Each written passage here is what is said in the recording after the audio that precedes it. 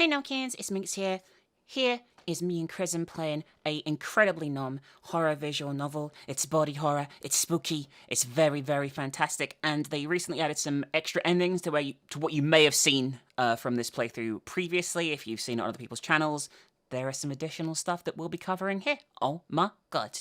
Want to shout out our Patreon producer Alice for making these videos possible. Thank you so much, Alice, for being a mega nomkin and continuing to be such an omega level nomkin for supporting us on Patreon. If you guys want to pledge too, there's a link in the description. Recently we had some $50 slots become available. If you pledge on those, you can plug your business, your YouTube channel, your art, that kind of thing at the start of one of our videos, or near the start at least. All you do is sign up, send me a DM and let me know what you want me to say, that kind of thing. Anyway, we hope you'll consider supporting us on any tier over there, and enjoy the video. Oh my god, so nom. Hi, and welcome back to Krinx TV, where it's Halloween every single day. Except when it's not. If you're new here, I'm Minx. And I'm Quizm. And today we are playing The Missing Parts of Maria Do you know how to say that? Gwozdek? No. You have no idea. No, I have no idea. Alright, well, this is a visual novel, and it's got some cool body horror stuff apparently, so we're going to check it out. It's recently had an update from the version you may have seen a while ago with different endings and stuff, so we're going to try and get as many of them as we can. Oh my god. Oh my goodness. Tell me everything from the beginning. Sometimes, I wonder what my life would be like if I never met him. Would I still be alive? And would it be a bad thing if I wouldn't? February 13th. How are you feeling? I'm much better now, dear, don't you worry. The nurse is really nice too. Will you come and visit me soon? I promise I will, Mum. As soon as I can. Good. How is work? By the way, why is there a picture of our internal organs in the top left-hand corner of the screen? Because that's the whole point of the thing, isn't it? Well, I don't know anything about this. Genuinely. Oh. Well, you'll see. Okay. I mean, it's kind of chaotic at the moment, but it's going well. I'm so glad to hear that. Oh, it's medication time, dear. I have to go. Okay, Mom. I'll call you tomorrow. Bye. Love you. I was laid off 2 months ago and I can't bring myself to tell my mother. I can't ask her for money as she's barely able to support herself, what with her illness, and I'm afraid the worry could make her worse. My landlord told me to pack my stuff and move out by the end of the week, the day after tomorrow. I haven't been able to bring myself to start packing though. I've been about to a dozen job interviews since I got the sack. What if I get a call? I know it's stupid, yet I keep hoping. I don't have anywhere to go either. I suppose I might be able to crash for a few nights at my elder sister Carolina's place in Columbus. Both Carolina and her husband Albert are just successful to tolerate a miserable piece of shit like me for too long though. Then I could go to my mum's place in Martinsburg. It's been vacant since she was hospitalized. Problem is, if I couldn't find a job in Charleston, what are the chances of getting one in Martinsburg? And how do I tell Mum? Fuck. Why did I have to come to this? What am I supposed to do? Alright, we're gonna check the answering machine, okay? Can you be Carolina? Hey, Maria, did you call? We took Duck to see a movie. If it was about money, I mean, I'm sorry, but we really can't help right now. And you really need to learn to manage by yourself. So hey, let me know if you hear back from Walmart or whatever. It's all in your hands. Bye. Wow, sisterly love and support at its most touching. I think I'm glad you weren't there when I called. What do I do now? Let's watch TV, I guess? Okay. I turn on the TV, hoping for a distraction. It's the news and the anchor's face is solemn and grim. She's reporting on a war happening somewhere in the world. There are air raids and explosions and shelling and people are dying. Cities lie in ruins. Then a video shows a child crying in what seems to be a refugee camp. This is what real suffering looks like, I tell myself, compared to what these people are living through. What's losing a lousy job and being evicted out of a cardboard box of an apartment. This little inner pep talk only makes me feel worse, like there is no hope in the world, like it's just a spectrum of how bad things are and I should consider myself lucky to be on the not at immediate risk of being killed side of it. What do I do now? Let's go outside. Yeah, I could do with a breath of fresh air. Figuratively for the most part, but some literal fresh air wouldn't hurt either. I slide into my boots, put on my coat, walk out the apartment and take the elevator to the first floor. Outside, it's chilly and eerily quiet. The rumble of distant traffic from the interstate is the only reminder that there is still life in the city. One of the streetlights is flickering, plunging the already poorly lit street into darkness before coming back on a moment later. I'm not sure if I'm glad or uneasy that there are no people in sight. A bit of both, perhaps. I start walking. Doesn't matter where. I try not to think about anything, just absorb the starless void of the night. I hear a strange sound behind me, like huge wings flapping. I turned around but seeing nothing. But then, when I turned back again... So they never call you back. Where the hell did this guy come from? And is he even a guy? Not Cyberdynamics, not London Sports, not Mendes Delivery, not even Walmart. This city just doesn't need you. Who the hell are you and what do you want? I'm Oren, and I want to offer you a deal. No thanks, please find somebody else. I can help you get a good job. Cyberdynamics, you want them to get back to you and offer you work? I can arrange that. Are you stalking me? Don't be paranoid. You need help and I'm offering it to you. Is that supposed to be an answer? Listen, you have no job, you're nearly out of money, and you'll soon have nowhere to go. I'm offering you a deal that can change all of that. Okay, I know I'm going to regret asking, how does that deal of yours work? Good. Now you want to hear about it. The deal is that I grant you wishes.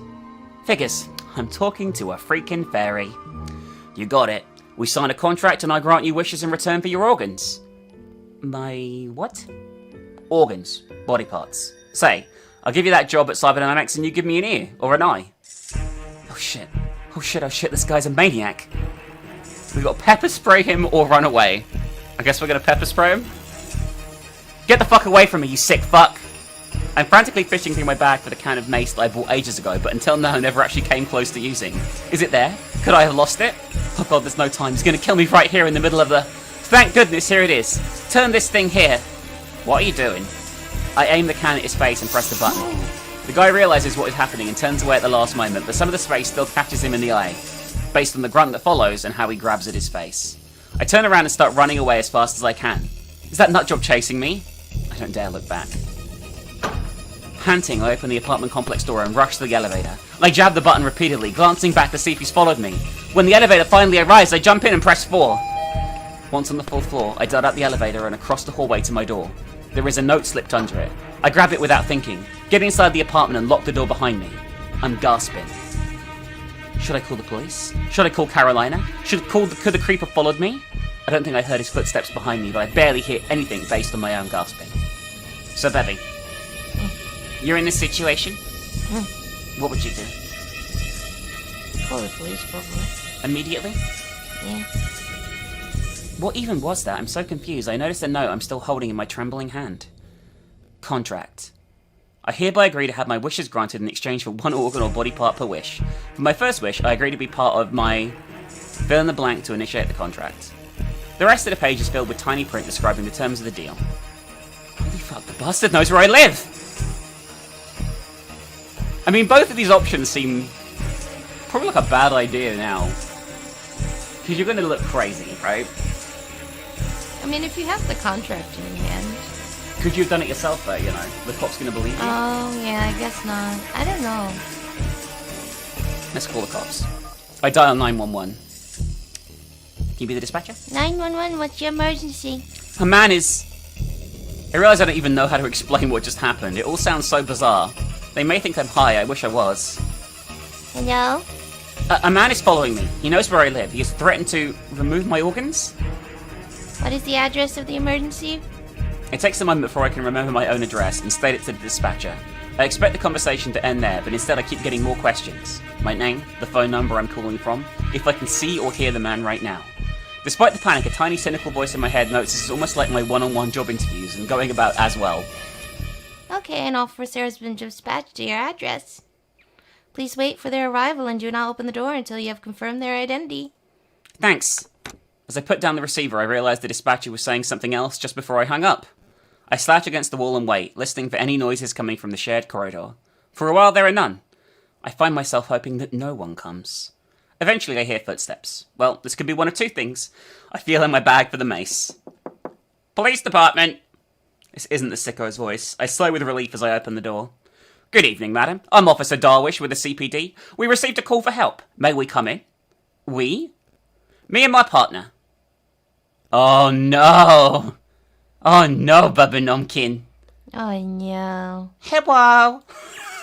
Oh shit, he's with the police? Or just in cahoots with this officer? I'm fucked either way! My feet feel frozen to the floor and for a moment I just stare at the two men. unable to move or speak. Ma'am. Mom. Oh, yeah, you got it. Yeah. Mom, may we come in? This is the guy who threatened me? This is the same guy who threatened me in the street. Your partner is a criminal. Oh my god. Yeah, no, we're not gonna believe. I don't know what I expected to happen after saying this, but for a long moment nothing happens at all. The officer's expression remains blank. There is no sign of anger or surprise or skepticism, nor does he so much as glance at the other man, Oren, who seems to be grinning at me? Mom, this must be a case of mistaken identity. I can assure you this is my partner and he's not involved in any criminal doings. Perhaps the person you encountered happened to be a lookalike like me? We can help you find him. No other creature on the planet looks like you. Oh no. Oh my god, no! So cool. Have you seen yourself in the mirror? There is no other creature on the planet that looks remotely like you. Oh no! I've been numpkin, it's okay. I'm surprised to hear myself say this. I'm still scared for my life, but I can also feel anger bubbling up inside of me. The grin on Oren's face makes me want to punch his teeth in. The creep stares at me, apparently unsure of how to respond. I hold his stare and watch the grin slowly disappear from his face. Mom, what... The officer starts to say something, but Oren puts a hand on his shoulder and he stops. Madam, you're being uncooperative and we will leave. We cannot help people when they make it so difficult for us. That is not in our contract. He says contract slowly and pointedly, flashes me another grin, then turns to leave. His partner follows him down the hallway and I close and lock the door. When the elevator closes its doors and starts moving, I collapse into a heap on the floor. I feel my anger seep away, giving way to an oppressive headache. I'm too tired to even attempt to process what just happened. Instead, I break down in tears. What have I done to deserve this? I've got no money and no job. My mother's in hospital, my sister doesn't give a fuck about me, and now some sicko is stalking me. God, do you hear me? Why me? My whole body is shaking as I crawl into bed. I'm sobbing so hard I can't breathe. This is so damn cruel. If this sicko wants to cut off my ear, let me get the fuck on with it. I don't care anymore.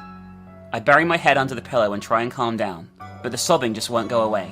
My throat is burning, my head is throbbing, and my body feels drained of strength.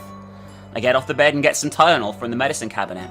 As I head for the bathroom, still sobbing, my foot touches something on the floor. The contract. We're gonna sign the contract. Oh no! An organ for a wish, you say? I lift the contract from the floor, grab a pencil from my tiny writing desk, and write in... I agree to part with my... Let's go with an ear. We only need one ear, right? I guess. Oddly, the moment I finish writing the word, my headache appears to abate. I leave the contract on the floor, go back to bed. Fuck all this. I really need to sleep. The room is huge and empty. This is a bad... By the way, July 67th is not a real date.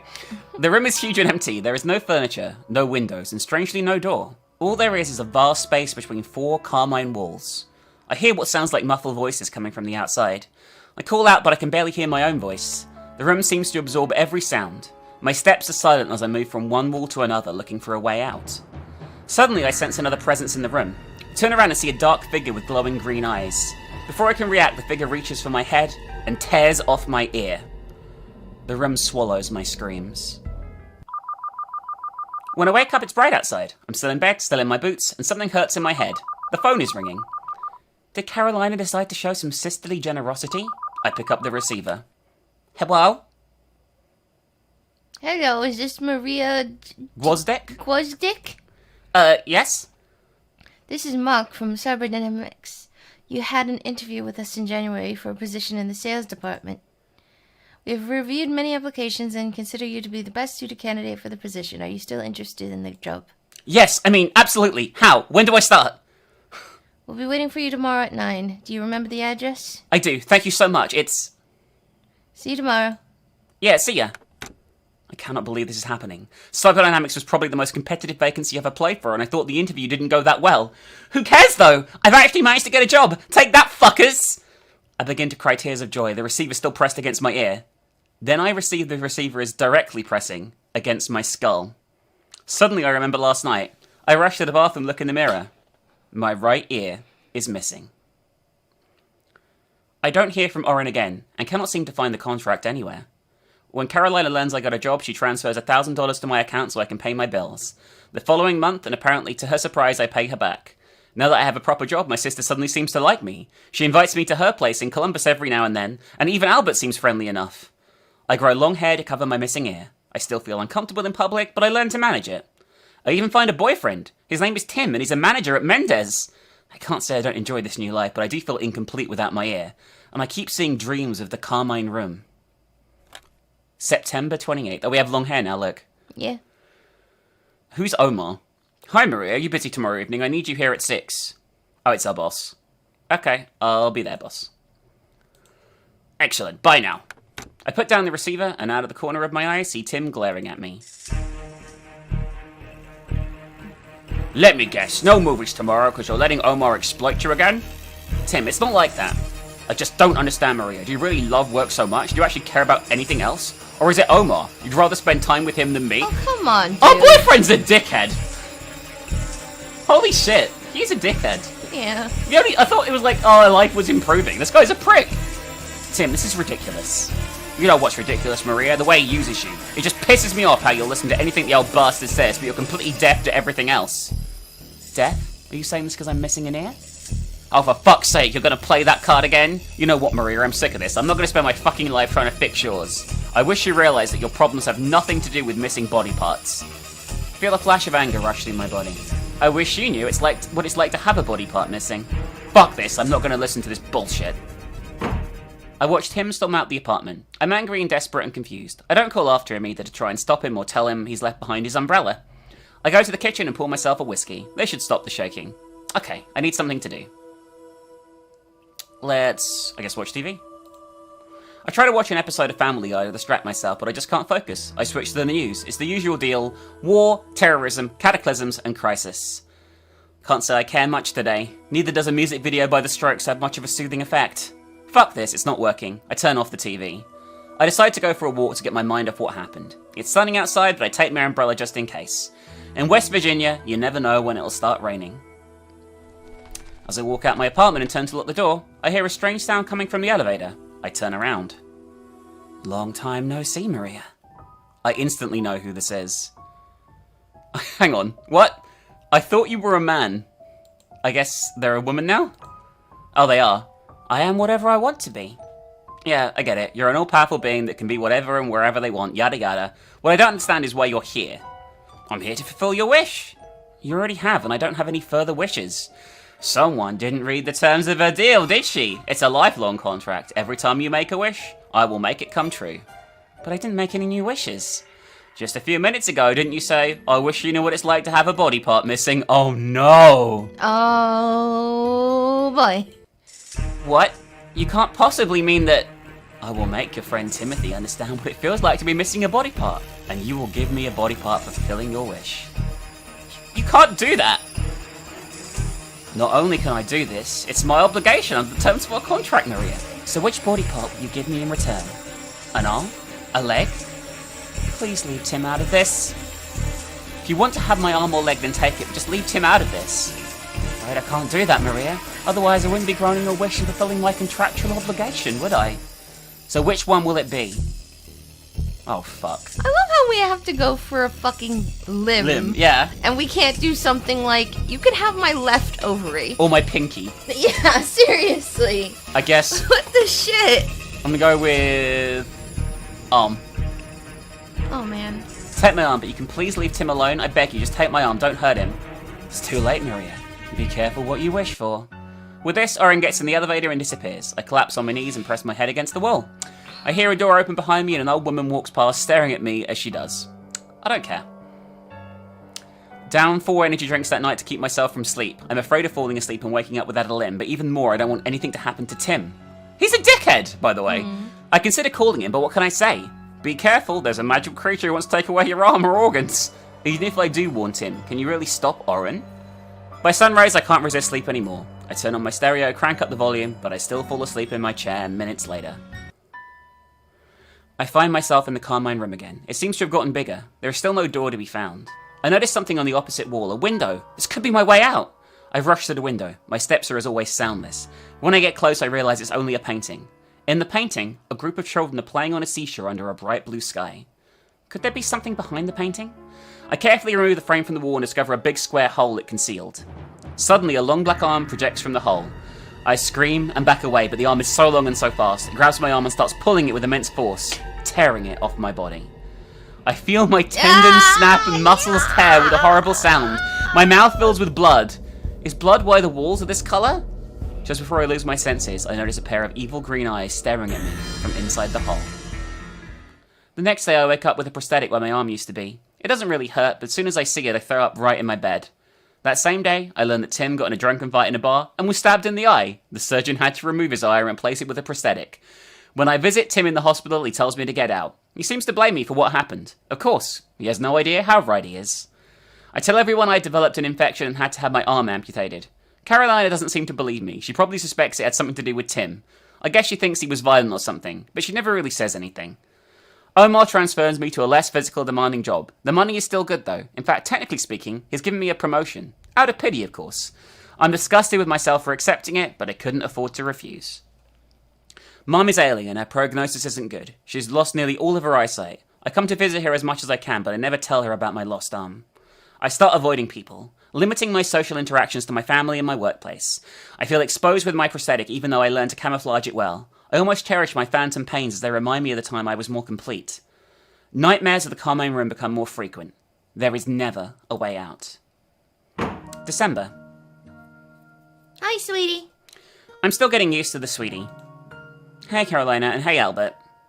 Maria, thank you for coming. Albert rushes into the hallway and helps me take off my coat. I'm still adapting to my prosthetic arm, and pulling it on and off clothes is something of a pain. Today it's a pain quite literally, as I'm having unusually bad phantom pain since this morning. I try and hide it though. Thanks, Albert.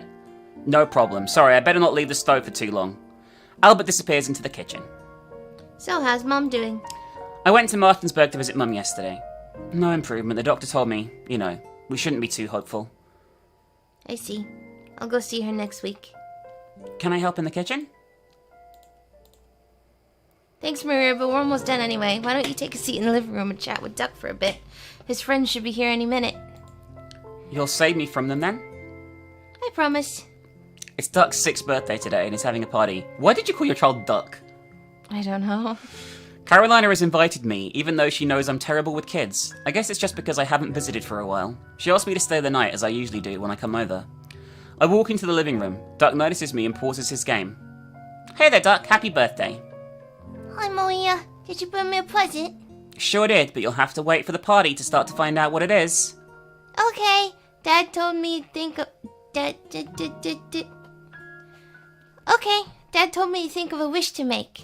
Did you think of one? Yes, but I can't tell you. I had many wishes, but I chose the most important. What's your most important wish? Duck is blissfully unaware of how uncomfortable of a territory this is for me. I don't know, Duck. I have too many. But if you had only one you could ask for, what would it be? Oh, no. It's hard to say off the top of my head. I need to think about it. Come on, everybody has a wish. Tell me yours, please. It's my birthday. Duck's always like this. Whenever things don't go his way, he makes a scene. He may be right, though. I can't run away from my wishes forever. Or can I? There are many things I want to happen, but I'm willing to pay the price. What's your number one wish? Okay, so this is the choices here. So we'll go with the first one first. To have my missing parts back. I thought you'd say that. Would be nice if it came true. Thanks, I guess. Okay, now it's done. I made another wish despite promising myself never to do it again. And I know what's going to follow. I wonder if Oren's followed me to Ohio or if he'll wait for me to return to West Virginia. We chat with Duck a little more. Just before we've run out of things to talk about, 2 of his friends arrive. Their mothers join Albert and Carolina in the kitchen, and I decide to follow suit. But before that, I need to use the bathroom. I make my way to the bathroom. Using the bathroom has become a challenge with this arm, but I've learned to manage. When I flush, I hear the doorbell ring. Another one of Duck's friends must have arrived. I wash my hands, leaning against the wall for a few moments. The phantom arm is killing me. Just another moment, okay? I walk out the bathroom. Oh, God. Oh, no. Hi, Maria. Jesus Christ, is it... Who else? You made a wish and I'm here to grant it. We don't have much time, though. What will you give me in return? A kidney, perhaps? A lung? We'll give a kidney, because kidneys are way less important than lungs. Yeah. Take my kidney, but will you really give me back my ear and arm? Of course. Have I ever let you down? Fuck you, Oren. Imagine he was a real kid. Okay, let's get this party started. Carolina comes out the kitchen carrying a tray with food. Albert is behind it with the birthday cake. Neither of them seem to notice anything strange about Oren's presence. What are you two whispering out in the hallway? Come to the dining room with us. I am in the Carmine room. The voices coming from outside seem to have gotten louder. They sound anxious. I can almost make out the words, but not quite. I look around. To my disbelief, I notice a door in the far corner. The door is ajar, and I see light coming from the outside. This is my chance to escape. I rush to the door. I stumble and fall on the floor. The floorboards are sticky and emit a foul smell. Is it something under the floor? I get up and make for the door. The voices are almost clear now. I can smell the fresh air coming from the outside, feel the gentle finger of wind touch my hair. A dark figure appears in the doorway, obscuring all light and muffling the voices. The emerald green eyes stare at me with cold indifference. I back away, expecting the creature to attack me. Instead, it lingers in the doorway, then leaves, closing the door behind it. The door makes no sound, but I sense the lock turn. The door vanishes. I rush to the wall where the door was a moment ago, but there is no trace of an exit now. The voices outside are muffled, and no light seeps through. I bang my fists against the wall again and again until my bones crack and my hands start bleeding. Ew. But the wall is cold and solid, and the carmine surface absorbs my blood. I woke up in the early hours of the morning, and know that my ear and arm are back where they used to be. I do feel a strange hollowness inside, though. I leave quietly while everyone is still sleeping. Later that day, I go to the hospital. The doctor confirms one of my kidneys is missing. She assures me this does not pose a threat to my life, and seems to believe I was born that way.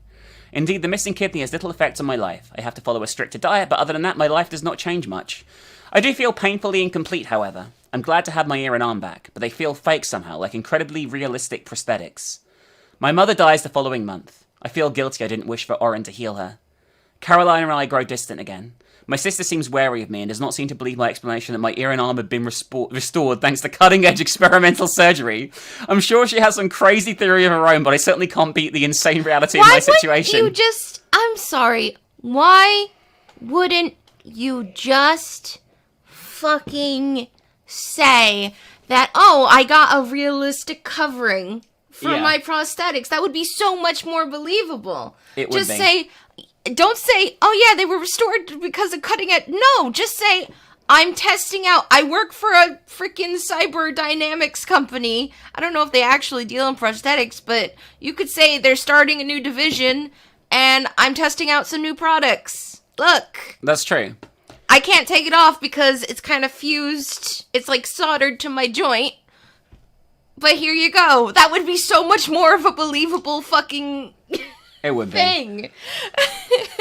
I ran into Tim in the street one day. He is drunk and disheveled as hell, and his remaining eye is bloodshot and slides over me unrecognizingly. I quit my job in cyberdynamics and moved to Columbia SC. I find a job there and rent a studio apartment near the river. I enjoy the fact that nobody knows me, and I don't know anyone. And for the foreseeable future, I intend to keep it that way. I keep seeing dreams of the Carmine room, but I almost learn to accept them. Even when I'm dreaming, I know there is no way out the room. I decide to make another wish, not to make another wish ever again, and this time, I better not give in. Okay, so that's the first ending. There are 7 endings, though. Okay. So we got a lot more to go. However, we don't need to do much here, I don't think. Oh, there's the eyes! Hello.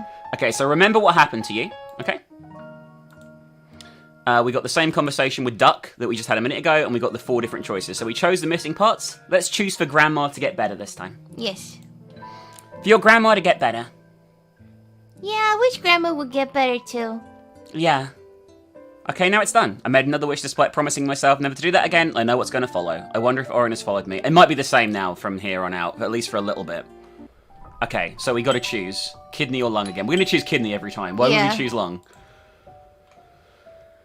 Take my kidney, but will you really heal my mother? Of course. Have I ever let you down? Fuck yeah, it's the same dialogue. Yeah, it's just the same. Okay. And it's the same... Oh no, this is different.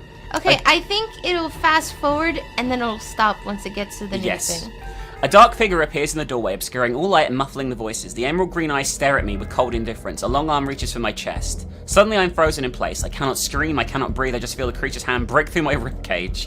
It hurts more than all the pain I've ever felt combined. Why is it going through the ribcage? I don't know. But I do not even move. Only a shallow squeaking sound comes from my throat as the creature's hand fumbles inside my body. Then I feel something snap inside me. My insides are burning like 1,000 suns. The hand, now covered in blood, produces an organ. The creature seems to smile at me as everything around turns black. I wake up in the early hours of the next morning. The phantom arm is gone, but I feel a strange hollowness inside. I go to the hospital later that day and the doctor confirms one of my kidneys is missing. Okay. She assumes... Okay, I was born that way. Alright. My mother recovers and moves back to our home in Martinsburg. I come to visit every weekend and help her with the chores. Carolina and I are not close anymore. We talk on the phone every now and then, but I hardly ever visit her in Columbus. I immerse myself in work at Cyberdynamics and my efforts are rewarded with another promotion. I find myself in charge of the sales division.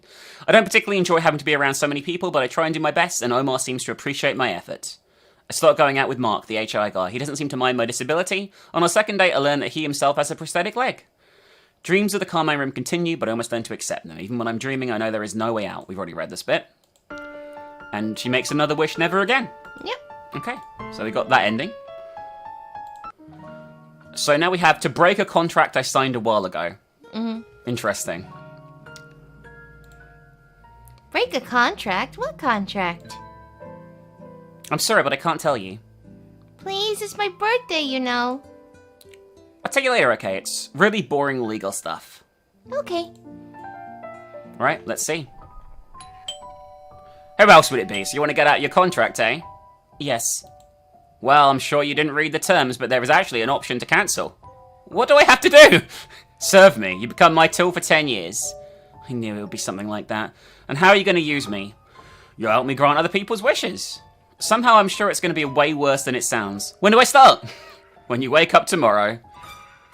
And this is the same let's stuff. get this party started. Okay. And we run outside and find myself in a sunny garden. There are dozens of people here speaking a language I do not understand. They do not seem to notice my presence. I walk past them, absorbing the sun and letting the wind caress my face. I smell the ocean breeze in the distance, and I know this is where I'm headed. At the gates of the garden, a dark figure with emerald eyes is waiting for me. It seems to be grinning. Oren makes me his tool, as he promised, having me run errands for him. I hardly ever see him, though. Every day I find an envelope with an assignment, a few $10 or $20 bills slipped under my door. Most of my assignments are connected to other people's wishes. I have to quit my job at Cyberdynamics, much to Omar's surprise and Carolina's disapproval. My mother dies the following month. I feel guilty I didn't wish for Oren to heal her. Carolina and I almost stopped talking now, and nothing seems to connect us. Oren's assignments range from simple to terrible. Sometimes it's just talking to an old loner, sometimes it's delivering a fix to a junkie in withdrawal. Once I had to call a woman whose boyfriend cheated on her and pretend to be the girl he slept with, explaining how I got him drunk and seduced him, despite his protestations. The poor idiot seems to buy the whole thing and redirects her anger at me. One day, Oren orders me to go to Tim's place and have sex with him. Apparently, Tim is lonely and desperate and misses me. When I get there, he is plastered and his face is covered in snot. He actually tries to hit me before he collapses on the floor. I still feel incomplete, but Oren's assignments keep me busy enough to almost not notice. I want to hate this new life as a slave, but strangely, I don't. Of course, I can't wait to be free again, but that's a long way to go. For now, I'm almost glad I can have a wish without being afraid of it. And I'm so relieved the nightmares of trying to escape the Carmine Room are gone. Okay. Okay, that's interesting. Alright. We got one more to pick from here, but there are other endings separate to these four. Secret ones. Mm-hmm. I don't have any wishes. I don't have any wishes. Everybody has a wish. Well, not me. Liar. It's not very nice. And it's not nice to lie. Duck turns away from me and pointedly returns to his game. Good job, Maria. You upset a kid on his birthday. I had no choice, though. After what happened to Tim, I promised myself to never make any wishes. Not say them out loud, and if I could help it, not make any wishes in my mind. Whatever happens, I will not let Oren have any more of my body parts. I don't know what Oren uses them for, but he'll never have to find another supply. He'll have to find another supply. I'm sure he has plenty, and I will live my life as best I can with what's left of me. Soon, two of Duck's friend arrives. We've already read this bit. Okay. When the party starts, I try and ignore Duck's bitter glances. I'm in the Carmine Room. The voices coming from the outside seem to have gotten louder. They sound anxious. I can almost make out the words, but not quite. I look around. To my disbelief, I notice a door in the far corner. The door is ajar, and I see a light coming from the outside. This is my chance to escape. We already read this. Okay, just keep reading it. Okay. I get up and make for the door. Okay, so we get away from the floor this time. The voices are almost clear now. I can smell the fresh air coming from the outside, feel the gentle fingers of the wind touch my hair. I run outside and find myself in a sunny garden with lots of people. Okay. Right, so the same as before. As soon as they sense my presence, the conversation stops. The people start turning to face me. Their faces are blank, containing nothing but the eyes, unblinking and menacing. The people surround me. I consider retreating into the Carmine Room, but it's too late. Several of them have blocked my path. The silent circle around me gets tighter. I want to say something, but the words are stuck in my throat. What are they going to do to me? Out of the corner of my eye, I notice a dark figure with emerald eyes watching me from a distance. My mother dies the following month. I feel guilty I didn't wish for Oren to heal her. After the funeral, Carolina gives me a hug, which I don't remember her doing since I was a teen. We grow even closer, discovering a sisterly bond we never really shared before. I come to Columbus every other weekend. Duck doesn't seem to like me much, but Carolina doesn't seem to notice. I immerse in my work at Cyberdynamics, and Omar rewards my efforts with generous bonuses. I do not get another promotion, though. Next March, I learned that Tim died of renal failure. Apparently, he'd taken the bottle since losing his eye and began neglecting his health. The autopsy shows he only had one kidney. I guess he made a pact as well, right? Mm-hmm. I avoid interacting with people outside work with Carolina and her family, and the only exception, I don't want to be around people as it makes me feel too exposed, incomplete, and vulnerable. And I notice even my colleagues don't really like me. Nightmares of the common room continue to haunt me and become almost nightly. I start taking Xanax and trying to convince myself it makes me feel better, but it probably doesn't. Maybe it does help a little with the phantom pains. Sometimes I think I hear the sound of gigantic wings flapping nearby, but I turn around and no one is there. I think Oren is trying to wear me down, force me into making another wish out of desperation. There are moments when I feel this close to doing so, but I'm able to control myself. Come what may, I will put up a fight. Okay.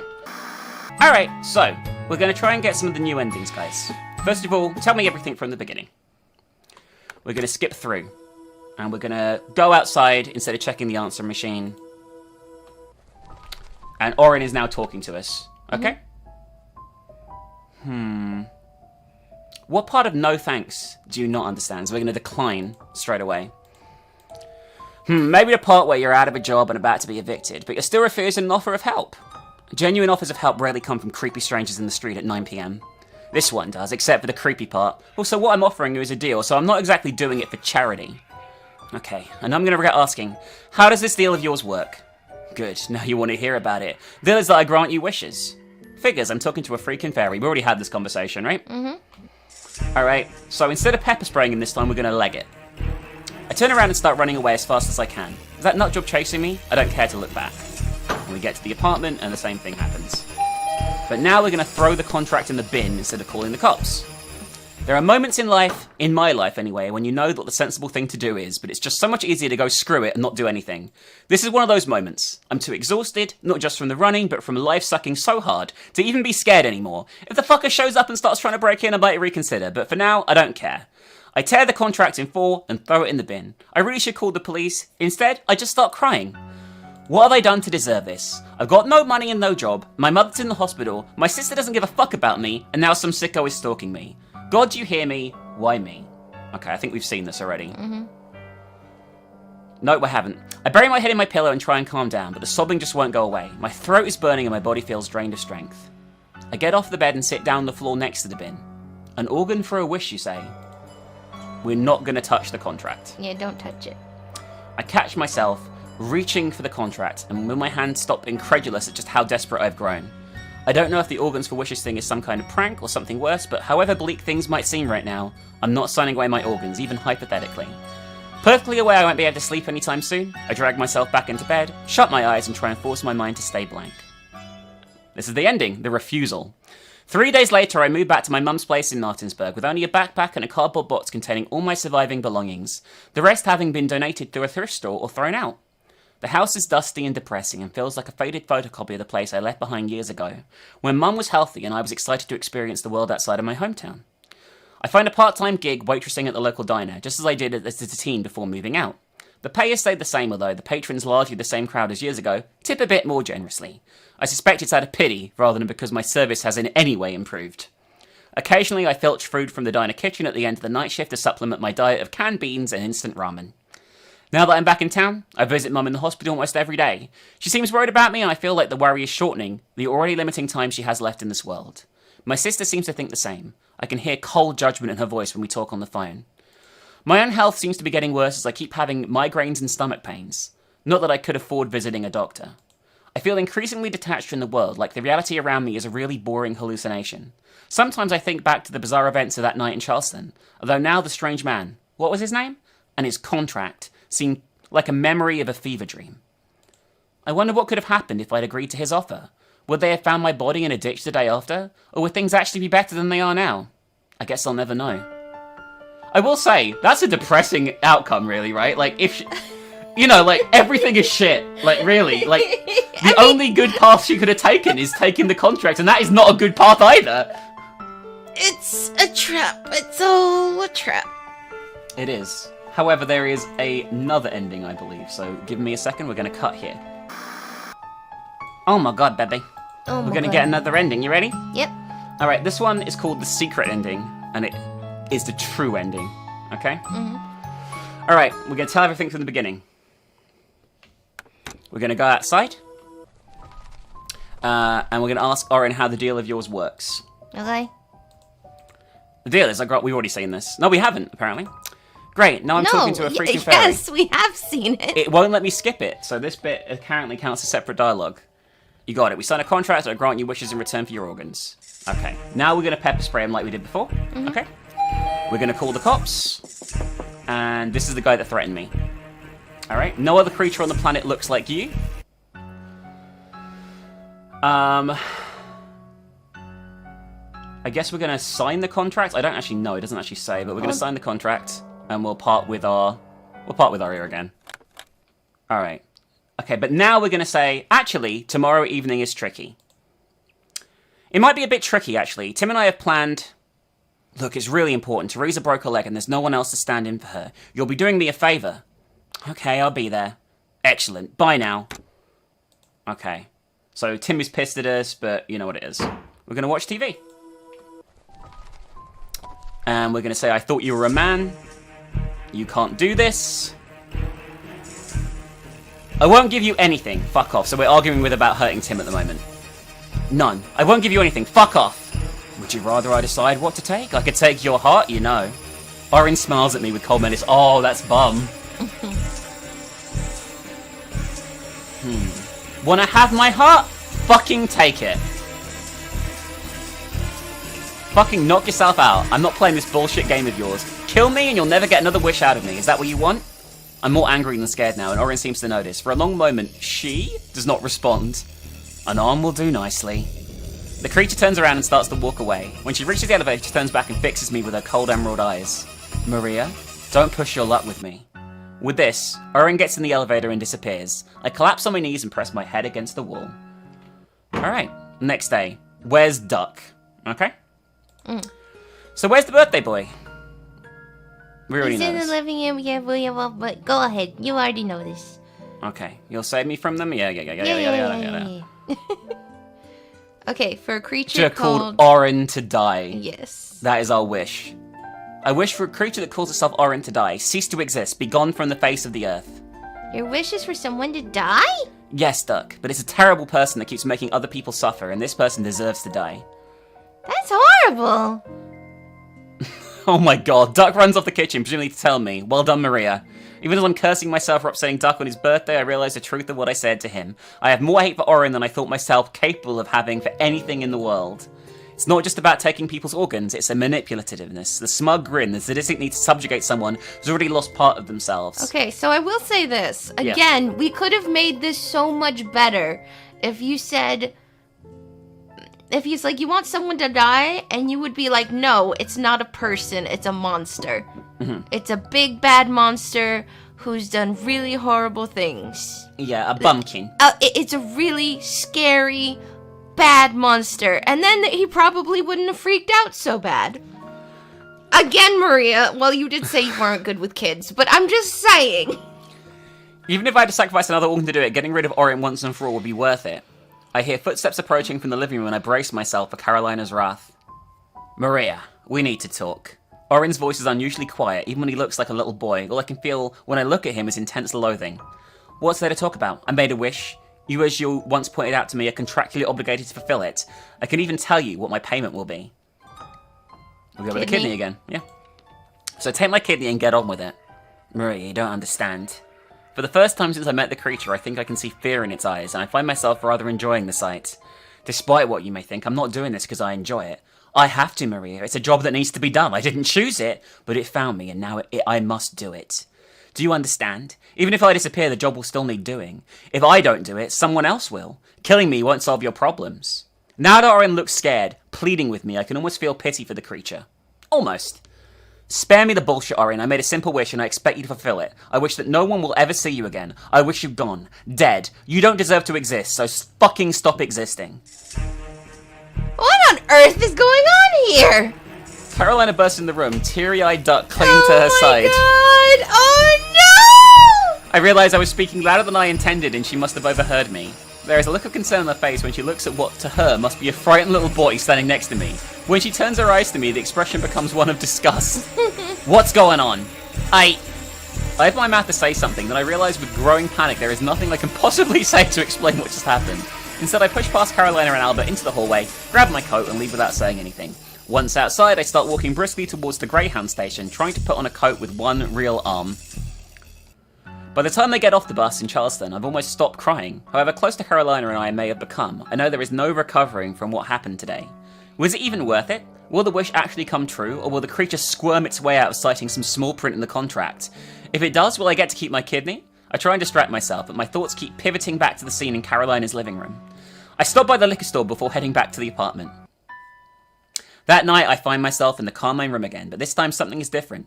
I sense a dark, cold presence somewhere near, but it does not scare me. Somehow I feel like it does not intend to go after me. I also see a door, which I don't think was there before. I tried the handle only to discover it's locked, yet I'm inexplicably confident I can find the key somewhere in the room. When I turn to look for it, I notice a desk standing in the corner of the room. How could I have overlooked it before? On the desk there is a thick pile of papers held together by an elastic band. The paper on top seems to have my name on it. I reach for the papers. I expected a headache, but instead I wake to a ravenous hunger. I wouldn't be surprised at feeling peckish after skipping dinner last night, but this is stronger than any hunger I've ever felt before. Oh no! Have we got the job? I guess? There is something else too, but the hunger is too overpowering for me to focus on whatever the other thing is. I get out of bed and go straight to the fridge, none of whose meager contents look appealing. I whip up a cheese omelette and wolf it down, burning my mouth on the molten cheese. But the food barely tastes of anything, and I realise it has done nothing to satiate my hunger. Then I catch a glimpse of my face in the mirror. Oh god. No, her eyes! No, no! I know these eyes, and they don't belong on my face. It is only then that I realise my ear and arm are back, as if they'd never been gone. Suddenly, Oren's words come back to me. I didn't choose this job, but it found me, and now I must do it. Even if they disappear, it'll still need doing. If I don't do it, someone else will. You have to be fucking kidding me. I can now make out the other sensation behind the wolfish hunger. Something is calling to me. There is a place I must go. There is someone wishing. I don't know what for. Not yet. The unknown person's desires are like murmurs of a distant conversation, and I need to hear what's being said. I'm certain I will sense more as I get closer. Somehow I know exactly where to go. I try to fight it, but I must know what this person's wishing for. I know I can grant their wish, and I realise with panic rising inside me that doing so, and getting paid for it, is the only way to sate my hunger. I get dressed, preparing to go outside, the hunger still gnawing inside my body. As I put on my boots, I notice a thick pile of papers lying on the floor, bound together with an elastic band. The paper on top has my name on it. Oh no. And that is all the endings. I really enjoyed this. It was good. It's a horrible story. Like, nothing is really nice, right? At all. It's terrible. It's not, okay, when I say it's terrible, I don't mean the story is bad. I just mean it's horrible for everyone involved in this story. It's a good story. I really liked it. It's a good little story. I really enjoyed it. And that was every single ending, by the way. Yes. There is... Tell us what you thought in the comments. Yeah, there's only 6, not 7, but still. Oh my god. Let us know what you thought in the comments, as Chrism said. If you can, leave a like on the video too, we'd really appreciate it. If you enjoy our content, consider pledging to our Patreon. There's a link in the description for that. At the time of recording this, we are only one supporter away, just one, from hitting our goal for the month. Consider pledging at any tier. What else would you like to say, baby? If you want to watch us live, the link to our Twitch channel is down below. And you can also follow our social media to actually keep abreast of content. Oh, abreast. That's a good word, baby. It's a thing. It's a word of itself. It's got a breast in it. Shut up. How about a booby? Oh my god. I love you, baby. No. I love you so much. What other video can they watch? Wow, they should watch, I don't know. You should check out, if you haven't, our playthrough of Fragile Dreams, Farewell Ruins of the Moon, that just came out recently. There's a link in the description if you want to go and do that. Okay, bye. Bye.